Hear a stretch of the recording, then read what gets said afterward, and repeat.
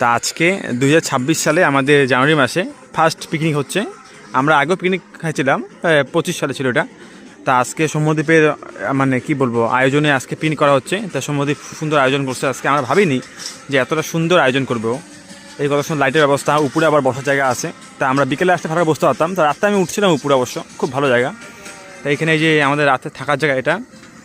আর এখানে হচ্ছে সব কিছু রান্না করা হচ্ছে।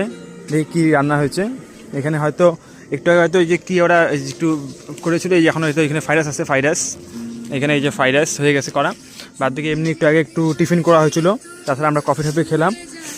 আর হচ্ছে এখানে মনোজ রান্না করছে এখন খাসির মাংস রান্না করছে।